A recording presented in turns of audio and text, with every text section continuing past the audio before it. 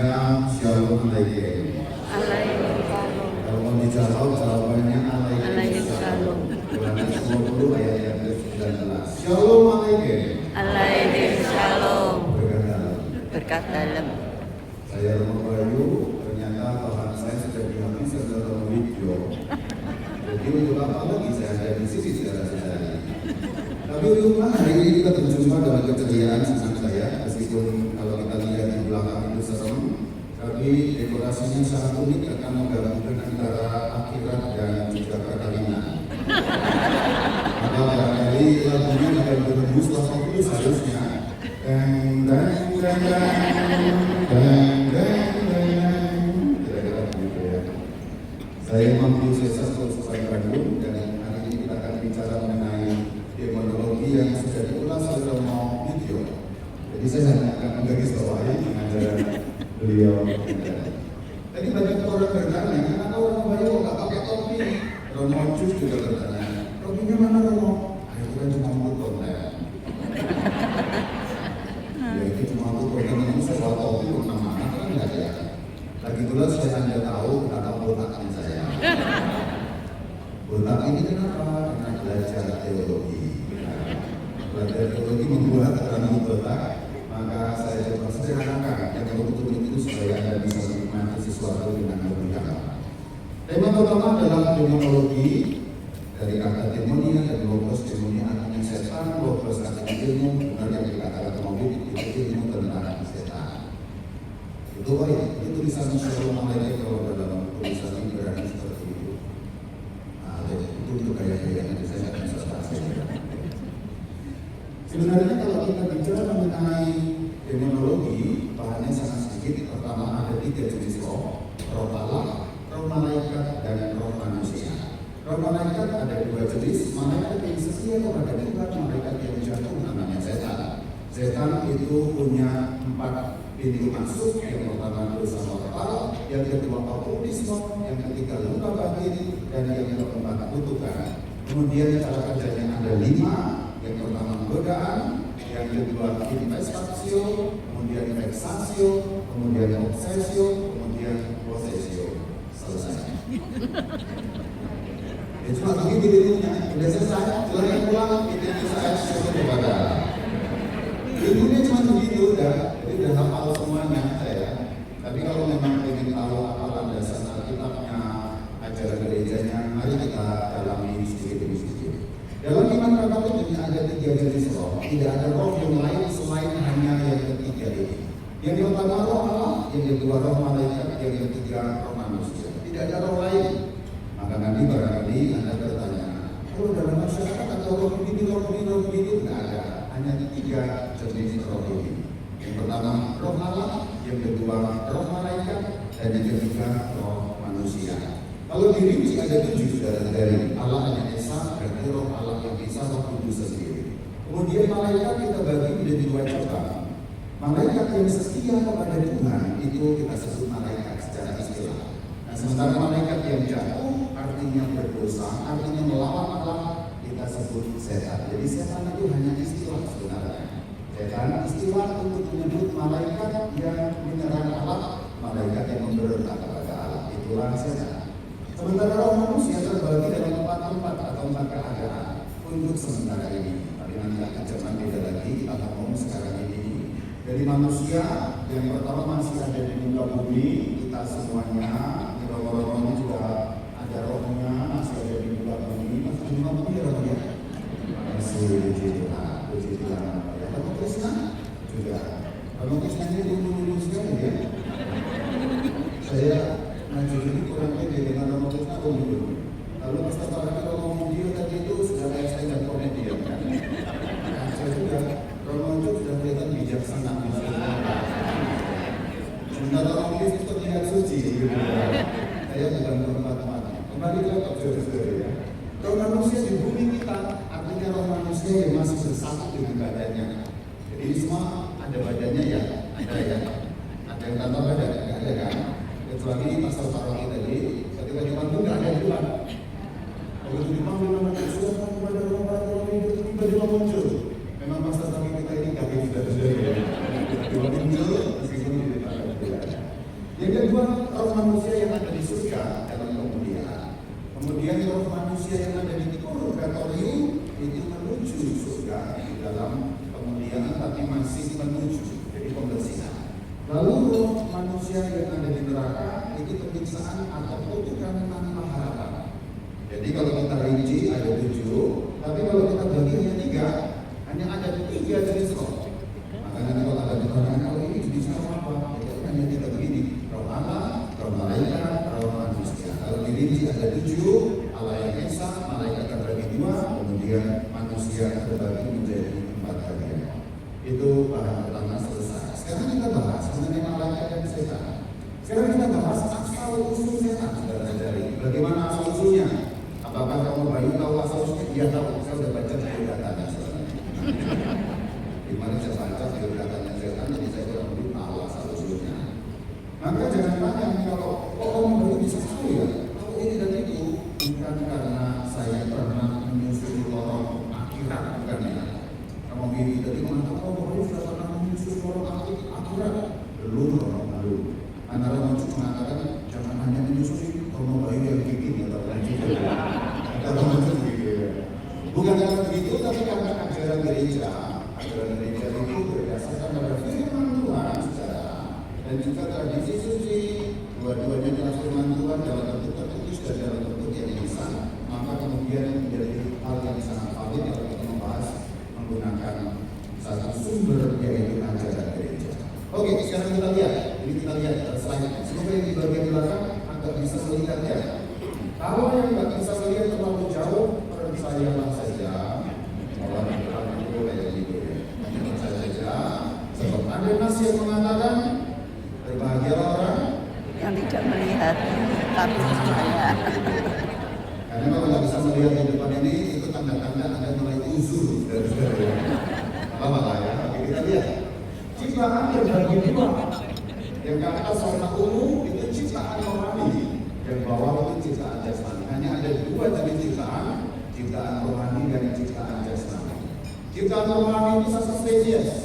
Hanya ada 1 jenis ciptaan rohani namanya malaikat. Hanya ada 1 jenis ciptaan rohani namanya malaikat. Tidak ada jenis lain. Sementara ciptaan jasmani macam-macam. Ada binatang, ada tumbuhan, ada mineral, dan ada api. Itu ciptaan jasmani. Kalau malaikat itu roh murni artinya nggak punya badan. Kalau jasmani itu fisik murni, nggak punya jiwa. Maka batu itu nggak punya jiwa. Maka tidak ada kita mengadakan misa RIP untuk sebuah batu yang pecah, itu nggak ada. Kucing juga nggak punya jiwa. Meskipun Anda punya yang kucing dan menganggap kucing punya jiwa, kucing tidak punya jiwa. Yang dimaksud jiwa spiritual. Jadi begitu kucing selesai, nanti dia selesai. Karena kucing hanya fisik jasmani. Semua binatang hanya jasmani. Semua tumbuhan juga hanya jasmani. Jadi kalau yang bawah itu jasmani, itu binatang, itu mineral, itu tumbuhan, itu murni jasmani, tidak punya roh. Bahasa simpelnya begitu. Sementara malaikat itu murni rohani, tidak punya badan. Jadi sebenarnya malaikat itu tidak punya badan.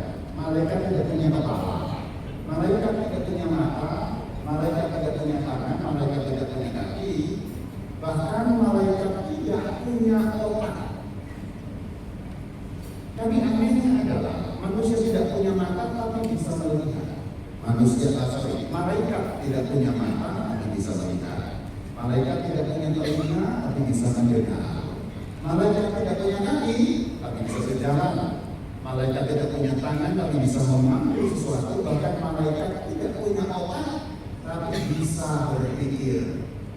Kenapa begitu? Karena malaikat itu roh spiritual murni atau roh murni atau spiritual 100%. Jadi nggak punya otak itu bisa mikir kalau dia adalah makhluk spiritual murni.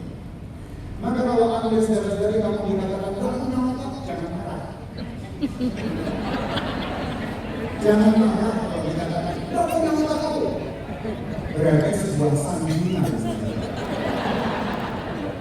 Karena kalau Anda dikatakan nggak punya otak, artinya kamu dikatakan seperti malaikat. Jadi kalau seorang orang yang nggak punya otak, wah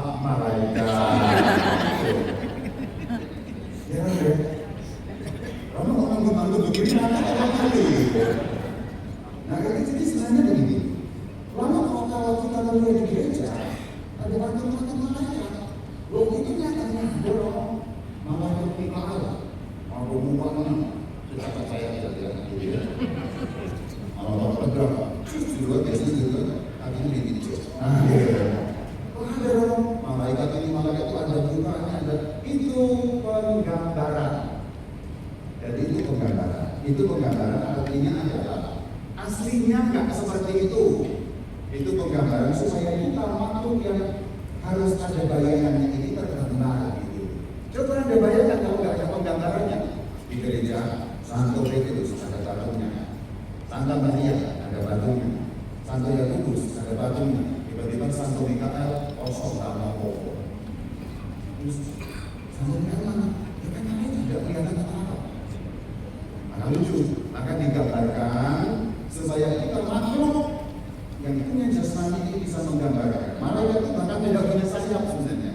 Sayap dalam penggambaran malaikat melambangkan gerak yang cepat. Artinya tidak perlu waktu mengerjakan sesuatu yang itu pemerintahan. Itu maknanya. Penggambaran dalam Alkitab kalau malaikat punya sayap itu melambangkan gerak yang cepat.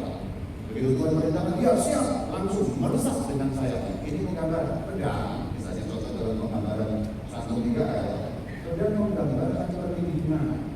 Kalau ada musuh, nah kemudian ayo. Nah ini kira-kira begitu. Pedang menggambarkan perlindungan. Itulah kenapa kita perlu sering-sering mendoakan doa Santo Mikael malaikat baru. Sekarang saya tanya di dalam ruangan ini, siapa yang tahu dalam gereja Katolik ada doa yang bernama doa Santo Mikael malaikat baru? Tolong angkat tangan. Yang tahu? Yang tahu, nukapnya tahu. Yang tahu ada doa Santo Mikael. Yang tahu? Tahu. Ngaceng-ngaceng tenang nggak akan dibunuh kan? Tahu. Nggak akan dibunuh. Tahu. Sedikit sekali. Jadi ini orang yang tahu kira-kira 20 ini. Sekarang yang tahu? Tidak dihafalkan. Kalau doa Santo Mikael 1, 2, 3, 4. Astagfirullahaladzim. Mengerikan. Kalau orang-orang Katolik tidak tahu, sebagian besar dari kita tidak tahu doa Santo Mikael, dan sangat lebih sedikit lagi yang hafal doa itu. Sekarang mulai malam ini kita mulai sebuah pertobatan. Bertobat kerajaan Allah Sudah dekat. Salah satu bentuk pertobatan adalah mulai mendoakan doa Santo Mikael. Nanti ada bagian-bagian yang akhir saya kasih doanya. Santo Mikael malaikat itu dilarang pada hari itu nah itu dan seterusnya. Kalimat pertama ini sudah luar biasa dalam Santo Mikael itu. Santo Mikael malaikat itu dilarang kami pada hari pertemuan dan dilarang dan seterusnya. Jadi pertemuan dalam bahasa Jepang saudara-saudari, Jepang itu juga saya tidak paham. Jepang itu bukan Jepang sana, tapi juga Jepang itu juga saya tidak paham. Doa Santo Mikael adalah doa pengusir setan dalam iman Katolik. Itu bahasa sama. Atau doa perisai menangkal kuasa setan. Kalau kamu tidak telah mendoakan doa ini, perisai hilang. Kamu akan mengeluh. Sekarang saya beritahu sebuah rahasia kecil. Sebelum tahun 1962, doa Santo Mikael rajin atau rutin diucapkan oleh semua orang Katolik selesai kurban misa, selesai perayaan hari sebelum 62. Bahkan di dalam rumus buku misa 1962 yang disebut sebagai misa Romanum 1962 atau bahasa lainnya misa forma extraordinaria, itu. Ini ada rumus doa Santo Mikael setelah intimisasi atau setelah apa namanya bagian terakhir dalam misa khusus. Yang berarti sebelum tahun 1962 semua orang Katolik pasti berdoa doa Santo Mikael. Dan doa ini sekarang hilang tanpa bekas. Menurut para eksorsis, ini bukan saya bukan eksorsis. Menurut orang-orang yang diberi mandat, terutama orang-orang besar, contohnya salah satunya adalah Romo, namanya Gabriel Amorth, yang pernah difilmkan menjadi sebuah film. Itu hilangnya doa Santo Mikael dari orang Katolik adalah perbuatan si jahat untuk menghilangkan perlindungan terhadap umat Katolik. Jadi menurut para eksorsis, hilangnya doa Santo Mikael ini perbuatan di baliknya adalah roh jahat. Kampanye setan yang menggerogoti perlindunganmu supaya kamu hampir tanpa perlindungan lagi. Karena tidak pernah panggil namanya Santo Mikael. Jadi saran saya malam hari ini, nanti pulang dari sini, cari keluarga. Kalau perlu nanti panitia bisa share ya, ada filenya atau ada slide-nya di PDF-kan, di share kepada peserta. Ada doa sampai 3 yang harus Anda doakan selesai misa, dan juga setiap malam ya selesai misa dan setiap malam untuk mendoakan doa sampai 3. Kembali ke sini. Sementara manusia sekarang kembali ke sini, ciptaan rohani itu malaikat, dan kemudian ciptaan jasmani itu yang sudah kita sebutkan. Sedangkan manusia itu ciptaan jasmani dan rohani. Kita ini kalau makhluk rohani dia juga, tapi kita makhluk jasmani dia juga. Maka kita makhluk perbatasan. Maka punya akses spiritual, tapi kita juga punya akses yang fisik. Itu berbeda dengan yang sudah kedua kita sebutkan tadi. Lalu kalau kita lihat seperti ini, setannya ada di mana? Oh, nggak ada setannya. Coba lihat setannya di mana? Sembunyi. Yang saya. Astaga. Begitu sudah di mana menurut saya? Itu berarti yang menurut saya adalah malah ngomong lagi. Setannya di mana? Kan ciptaannya hanya malaikat, manusia, lalu jasmani. Lalu manusia tanya, mari kita lihat keterangan dari ajaran gereja dalam Logika 391.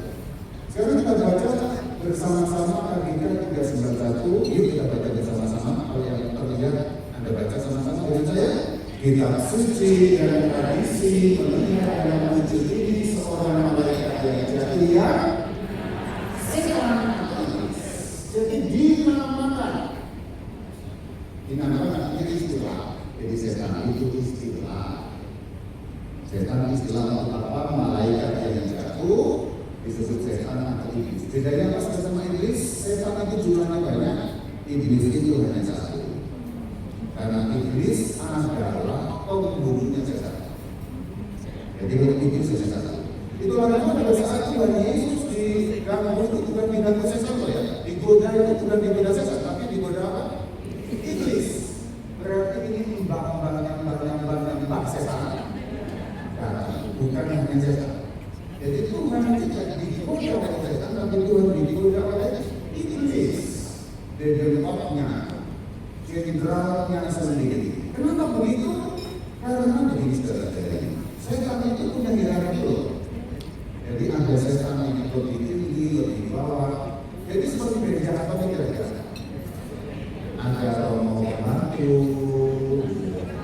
ada pastor paroki, di atasnya ada romo weekend, kemudian ada bapak uskup, ada pak setan pun demikian. Atau gambarkan seperti ini ya, ada jenderal, ada kopral, ada manajer dan seterusnya. Maka nanti ketika malaikat ini kemudian berbuat kesalahan dan menjadi setan, hierarkinya tetap ada. Itulah kenapa kadang-kadang itu mengatakan kalau ini saya tidak bisa usir karena setan yang saya punya lebih berbeda daripada yang itu. Jadi misalnya ada orang yang mengaku bisa mengusir itu dia datang dia terus pakai itu. Karena setan yang dia bawa pangkatnya kobra. Setan yang ada di situ pangkatnya manajer. Dia harus cari setan di mana tempat untuk bisa mengusir yang ada di sana. Sifatnya kira-kira begitu. Tentu dijelaskan secara teologis ya bisa pakai semua teologi ya, tapi dalam Anda berotak bilang harus selesai. Kira-kira begitu bahasa Jepangnya kira-kira begitu. Mari kita lanjutkan keterangan dalam Logika 391. Sama-sama kita baca. Gereja mengajarkan bahwa ia pada Tuhan ini adalah malaikat baik yang diciptakan Allah. Jadi semuanya berbaik. Lalu kenapa menjadi jahat? Karena kemudian bahasa simpelnya ingin disembah, ini bahasa simpelnya. Jadi setan ingin disembah dan setan sangat ingin disembah, maka kemudian menjadi jahat. Meskipun kalau kita mau diskusikan secara teologi juga tadi oke sampai di situ. Bagaimana lanjutannya kita bisa baca bersama-sama kita baca. Setan dan roh-roh lain untuk berat memang diciptakan baik oleh Allah, tetapi mereka menjadi jahat karena kesalahannya sendiri. Nah, tadi setan adalah malaikat yang jahat. Kejahatannya apa? Mari kita baca dalam Al-Qur'an 3:92, sama-sama kita baca. Kitab suci berbicara mengenai satu dosa para malaikat yang jatuhnya mereka dalam dosa merupakan keputusan bebas roh yang tercipta liar dan kerajaannya secara radikal. Ini kesamaannya. Menolak Allah dan kerajaannya secara radikal dan tetap. Apa itu radikal? Radikal dari kata radis, artinya apa?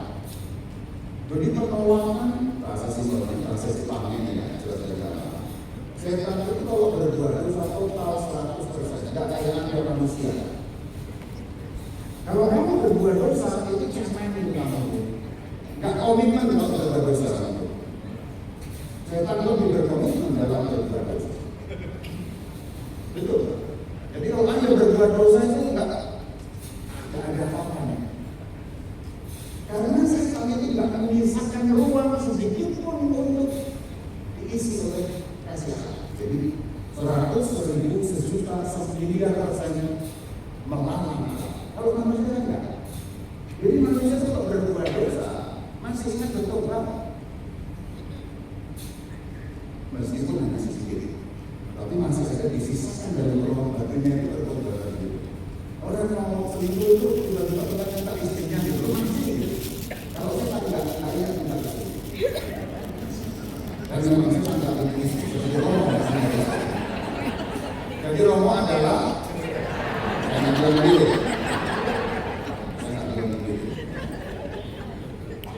Jadi kira-kira maksudnya adalah seperti itu. Radix. Jadi sekali berbuat itu sampai ke dalam akar. Kalau ini akan tidak, manusia itu nggak ingin bertobat. Ingin bertobat. Nomor 2 tetap maksudnya nggak bisa